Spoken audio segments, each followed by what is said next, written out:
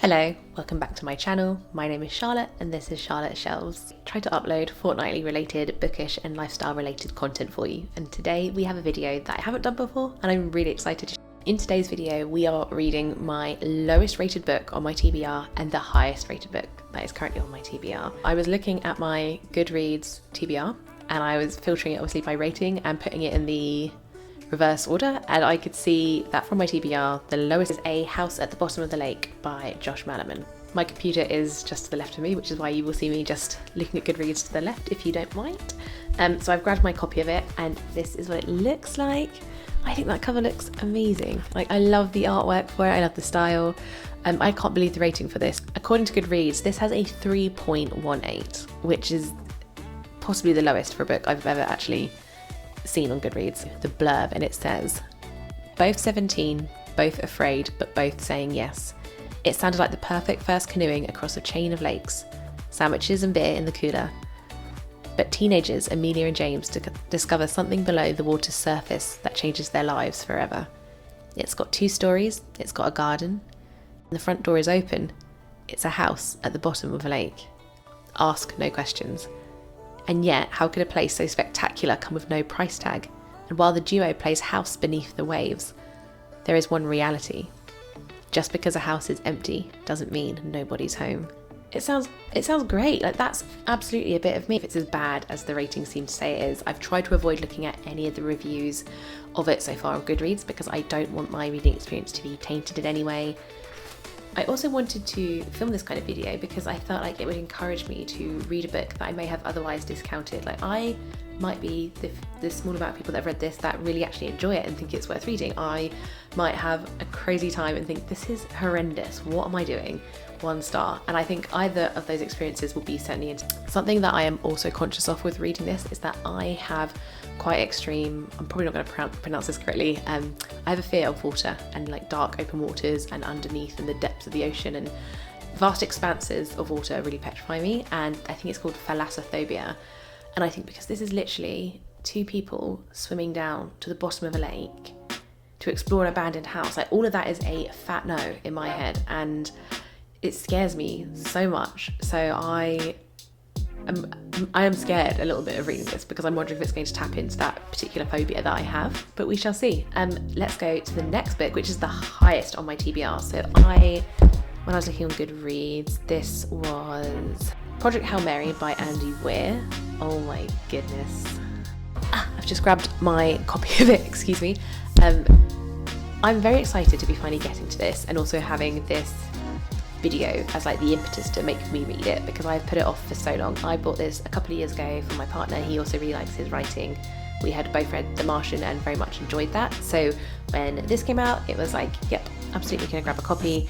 And then this book just seemed to blow up. Like, it was huge. And I would see it in so many readathons and on BookTube and BookTok that it absolutely pushed me to not want to read it at all. It was almost like the reverse sometimes happens for me. I'm looking at the ratings for it on Goodreads right now, and this has a solid 4.5 based on 783,500 reviews. Like, that is crazy. It also won the Goodreads Choice Award winner for Readers' Favourite Science Fiction 2021. So I felt like I've built this book up a lot in my head, and I think I haven't wanted to read it because I'm scared of being disappointed on it. But now is the time to pick it up and just dive right in. I mean, if this even comes out at a solid 3 for me, I'll be really happy. I love a sort of adventure type sci-fi tale. I'm also curious if I will be a harsher critic when going into this. Like, I feel like with a lower rated book, you're less discerning, your expectations are so much less, whereas with a higher rated book, you already have this baseline of what you're expecting it to be, or the quality of it, or even the enjoyment level of the text. I'm quickly going to read you the plot summary for this. It says, Ryland Grace is the sole survivor on a desperate last chance mission, and if he fails, humanity and the Earth itself will perish. Except that right now he doesn't know that. He can't even remember his own name, let alone the nature of his assignment or how to complete it. All he knows is he's been asleep for a very, very long time. And he's just been awakened to find himself millions of miles from home with nothing but 2 corpses for company. His crewmate's dead, his memories fuzzily returning. Ryland realises that an impossible task now confronts him. Hurtling through space on this tiny ship, it's up to him to puzzle out an impossible scientific mystery and conquer an extinction level threat to our species. And with the clock ticking down and the nearest human being light years away, he's got to do it all alone, or does he? These are our 2 picks for the challenge. I'm going to start with the Josh Malerman book and then move on to this. I can't wait to see how I feel about either of these, and I will keep you updated as I go. Let's get started. Hello, it is day 1. My copy is, how many pages? 190 odd. So I don't perceive that this will take too long for me to get through. Maybe get a cup of tea. I'm going to pop myself on the couch and get started. I hope that I can get through about 50 or so pages today, and then maybe read some more this evening. I'm really not sure what to expect because the rating has really been playing on my mind, and I'm feeling like, please be readable. I've never seen a book with a rating quite this bad, and I'm just hoping that by starting with the lowest, it's going to incentivize me to push through and get to my highest rated.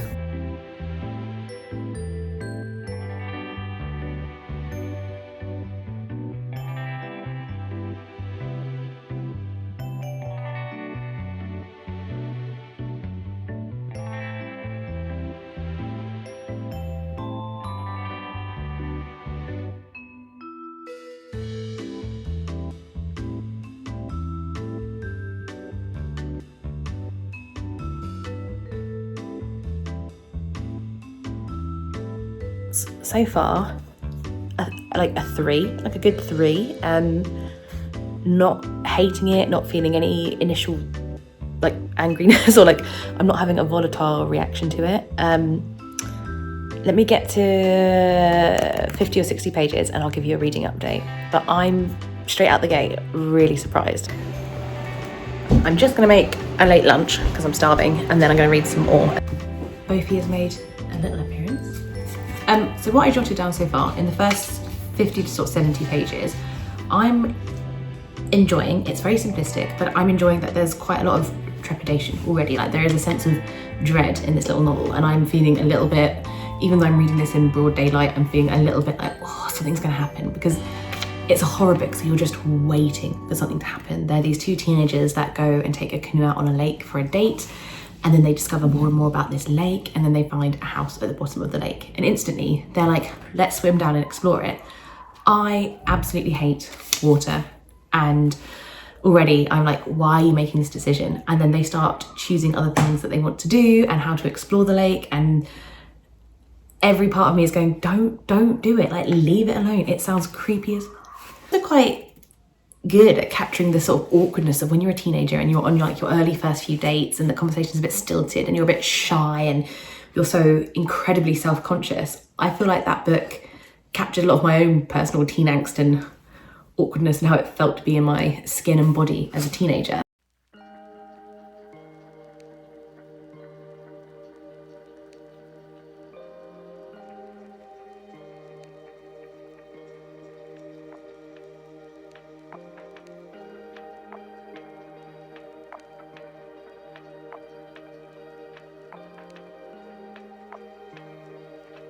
It's really warm.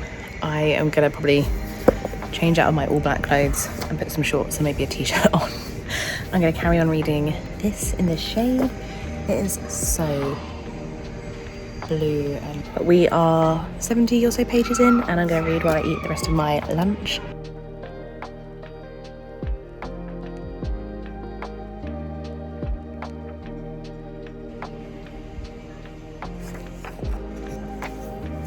I will probably read a little bit before bedtime, which is when I might see you next, because I just got some things I need to crack on with this weekend, and I'm feeling a tiny bit overcommitted. Hello, it's a bit later. It's about 7, half 7 I think, and I wanted to give you an update just in case I don't manage to read anything before bedtime. 129 pages of 200 odd through. I feel like it's a solid 3. I wouldn't be giving it a 1 or a 2 at this point. I liked the eeriness. I like that it's very gently building, but there's still enough sort of subtle action of them exploring the house. They're starting to realise weird things are going on. I don't like the sort of suffocating darkness of the water. These smaller little things keep popping up, and I keep thinking, oh my God, is this the last time that one of them's gonna come, like, are they both gonna come back alive? Like, I've read some books that are so much worse than this that I've given like 1 or 2 stars, like Frida McFadden's Third Housemaid's Offering. I don't get what people don't like about it. I made a mistake of looking on Goodreads to see what percentage of people had given it 1 versus like a 2, to see why that score had been dragged down so low. And some people are saying that they hate that it's been mischaracterized as a horror. And I think it's not explicitly or overtly a horror, but there is a sense of unease, and it's eerie, and it is a potentially like sort of haunted, spooky type house. And there's, I think because it's not bold or in your face, it's quite a subtle little book. It's not trying to grab you by the throat. It's not ending every chapter on a twist or something violent or crazy is happening. It's just 2 kids exploring a house at the bottom of the lake, which might sound really simplistic, but it's just, I think it's subtle. And I'm wondering if that's why, because it's not packing a punch, because Bird Box is so well paced and so twisty to this day. And I think this is so much quieter. Good morning, good afternoon. It is the next day. I managed to read some more of this last night and then I finished it this morning. I actually liked this. I would give it a 3. It's not a high 3. And I would say the last 60 pages of the book actually picked up a lot more in pace in terms of things happening and really creepy underwater things. And I thought that was where a lot of the best parts of the book were, probably in the last 50 to 60 pages, which isn't too bad if your book is only 200 and something odd pages long. I feel so happy with my choice to read this first, because my next book is meant to be the best one on my TBR currently. So I was hoping that whatever would come next would be something to lift me up a little bit, but I've actually enjoyed reading this, and it's actually made me feel a little bit differently about the lower rated items on my TBR currently. There are a lot of people on Goodreads saying this isn't a horror novel, and that they feel like a lot of the disdain or the low rating that they've given for this book is due to being sold one thing and the novel being another. I quite liked that it was subtle and eerie, and I think if you go into this with that expectation a little bit more managed and then bring it down a bit, maybe it won't be quite as disappointing a read if you're expecting something more like Bird Box or Incidents Around the House. So yeah, I gave this a solid 3. I wouldn't recommend this as his first book to start with by any means, because I don't think it shows off the skill or the wealth of his writing and just the creepiness that his other works encapsulate. But I am so happy that I read it. Yeah, 3 stars. So that means our next read is the highest on my TBR, which is Project Hail Mary.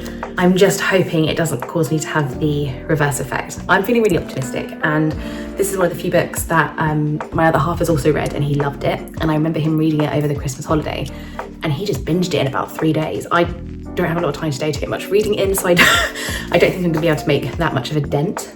But our tastes don't often intersect in terms of what we like to read. So I'm really looking forward to actually being able to talk to him about this as I go. I am going to grab a nice cold sparkling water, maybe something fizzy, and get a little snack. And I think I'm going to sit indoors for a little bit, because it's currently like the middle of the day and it's so big and warm.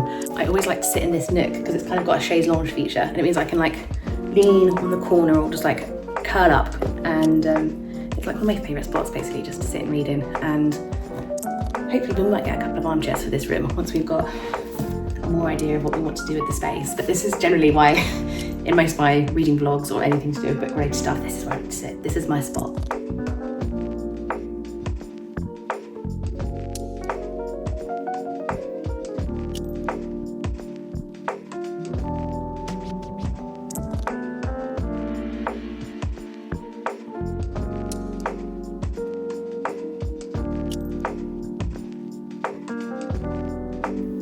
I have only been reading for a little bit. I'm starting to feel like I'm getting a migraine, and we don't have any migraine meds. I meant to pop out and get some this week.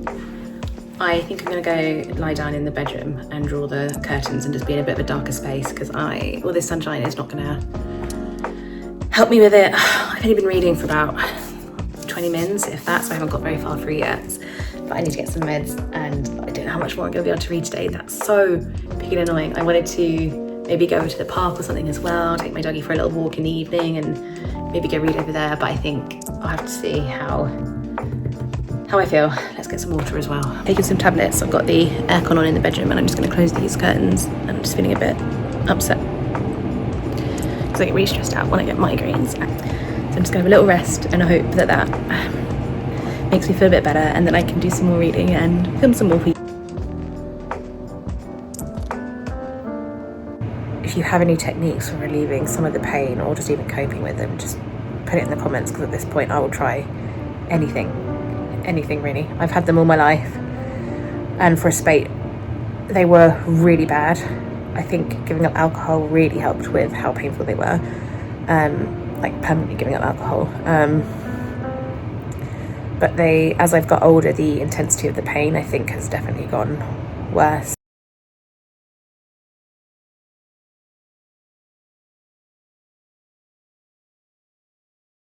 Hello, I have been resting. I wanted to give you a reading update. Initial impressions are just, I feel like I'm instantly back in the world of the Martian. Like, his writing style is so distinctive. I'm liking it so far. Let me see where I'm up to. This posted on page 55, but I think I'm a little bit further ahead than that. That's one thing I noted that I liked about this plot, is that it's told from the main protagonist in that he has memory loss. So he doesn't even know who he is. He is discovering this world he's found himself in, and the more he's learning about himself, the more we're learning about the circumstances. So we're all on the back foot together.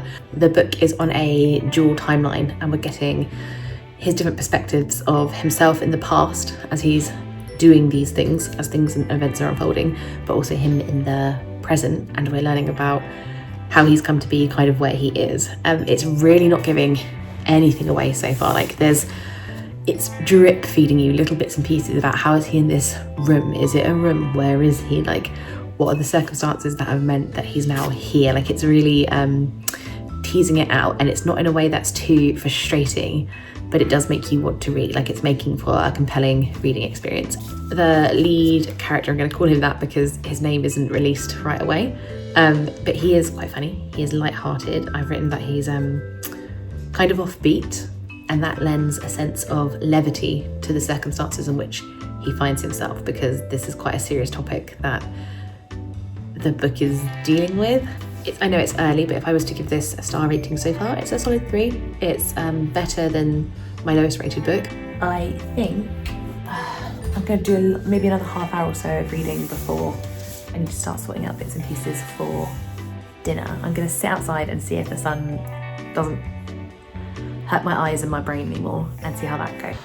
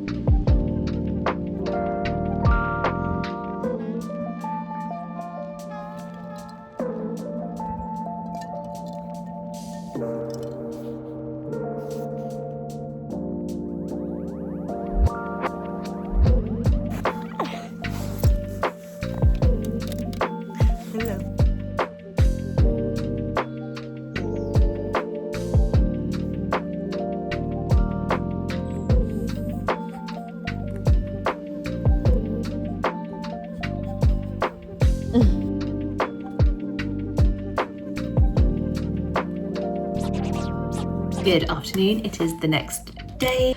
We have so much to talk about. I'd written some post-it notes for myself around 70 to 150. I said that I really liked that the world has really developed, and that we're getting a real sense of this society and where Earth is and what's going on and what this cataclysmic event is. I was feeling a bit frustrated between sort of 70 to 150 because I was wanting more and more. And I think I might have said that in the previous clip, like I was wanting more in the present, but because it's giving you that delayed gratification, that's creating that sense of momentum. There's one part of it that is sad to me that I'm not enjoying as much. What I'm gonna do is I'll put a word on the screen, and then if you don't want spoilers, you can close your eyes for 5 seconds. So if I count down from 5, 4, 3, 2, 1, the word is now gone. Because of that aspect of the mission, I feel sad. Like I feel sad knowing what particular outcomes might be now. I feel like the pace from sort of 150 to 200 onwards has really picked up, and I am now really liking the book. It has definitely gone up from a 3 for me, like from 150 on. vastly better, vastly different. And I think what I realised is I needed those first 200 odd pages, because this is about a 500 page book. I think it's 470 odd. I think those first 200 were just the build up. I was being impatient. I didn't appreciate perhaps there's more of a slower burn to sort of build up and get to where that revelation was like the suspense leading up to, is it that thing? What do we think is happening? That relationship, that has blown me out the water, like completely. I have so enjoyed the intrigue and the learning about new characters and things that we're being introduced to now. That is phenomenal. Like, that completely changed the book for me, because I think if it had carried on the sort of first 100 pages, 150 pages onward, that first sort of just space travel aspect of it, I wasn't enjoying. And where we are now is so vastly different. So I'm really enjoying it. So much thought and sort of emotional intelligence into what would go on between certain relationships, which is really surprising me. And I hope, if you know what I'm talking about, I hope that makes sense. If it doesn't, write it in the comments and I will reply and just be really explicit with what the heck I'm talking about.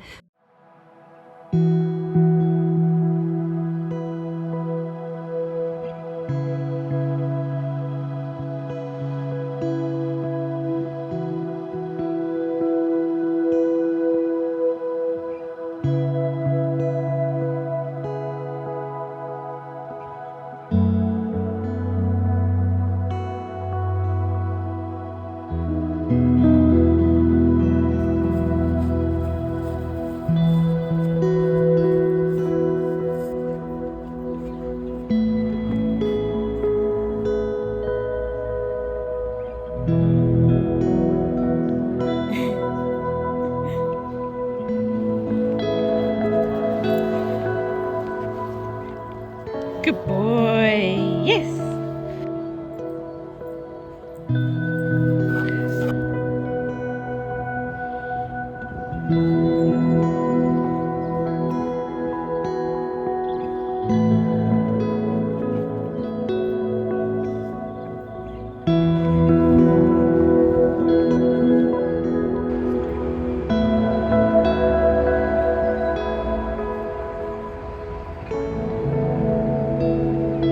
Good morning. I wanted to film a quick update before I get any further with this. Where did we touch base last? Maybe around page 200. So much has happened, and this is a solid 4, maybe a 4.5 in my heart right now.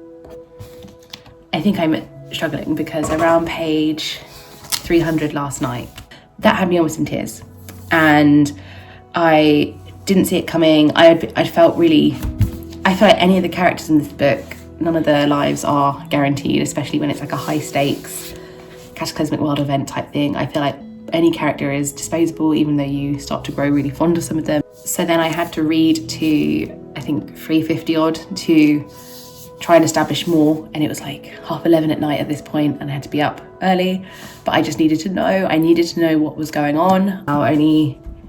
I've got about 120 pages left. This book has really blown my mind. It is just crazy and wonderful and scary because of how highly rated it was. My standards for it were so high that I wasn't really expecting it to meet them. Like, if this had been a nice 3, like I was thinking for the first sort of 150 pages, I would have been satisfied. I would have gone, not the best thing I've read, but I'm glad that I've read it. Like, I was hoping for a fun sci-fi space type adventure tale, but this has really met those expectations, and I wasn't expecting that.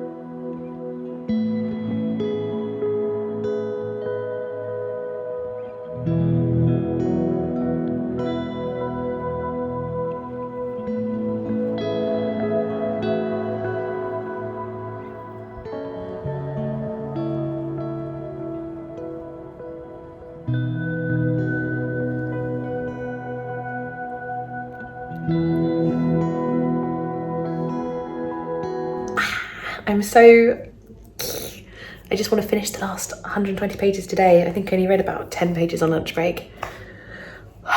We're up to the point where they're about to actually launch the Hail Mary. Exciting. Work is finally over. I need to hoover. I need to do the bloody dishwasher. I need to sort out some bits for dinner. And then, yes, then we can sit down and read. Yes.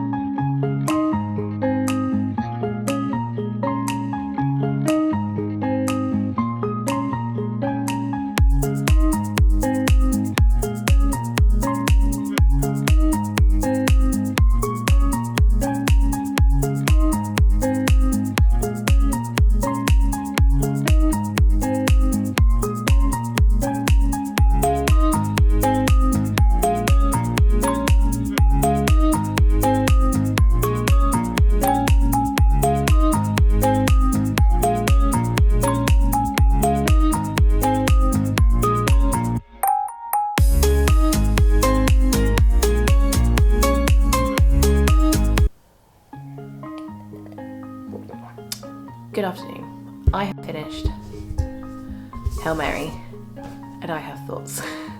I had such an adventure with this book. I might be a bit repetitious because I seem to forget every time what I've last said to you, so if I've said the same 4 or 5 things, do grant me some grace. A really good adventure book. I gave this a solid 4 stars and I'm really glad I read it. I'm glad that I bit the bullet. I tried to ignore the overthinking about it that I had done. I tried to ignore a lot of the preconceptions that I had gone in with about this is probably going to be an incredible book, and it was very good. I think I've previously mentioned a lot of what I was enjoying about the book, so I thought I would quickly share a couple of reasons why this wasn't quite a 5-star for me. Firstly, I found our lead character, who most of the narrative is told through the eyes of Ryan Grace, I found him quite two-dimensional. And he was very similar to the same character, the sort of lightly humorous, slightly playful scientist character that we see in The Martian. He was so similar to The Martian, and I really enjoyed that book. But there wasn't a lot of character development, there wasn't a lot to him. He was very much a vessel through which we were exploring this sort of adventure and catastrophe in this universe.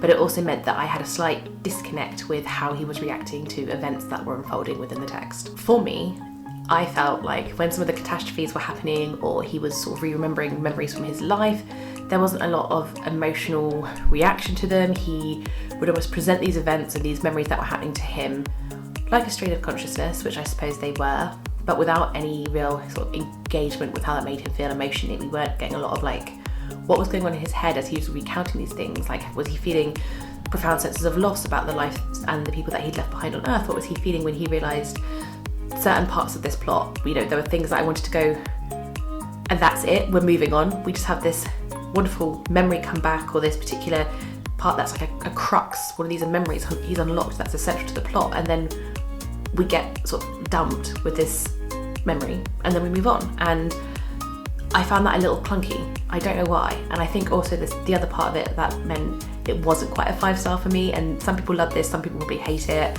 For me, this was a hate, and I found the narrative being interspersed with heavy chunks of the scientific language and the equations and the mathematics behind things.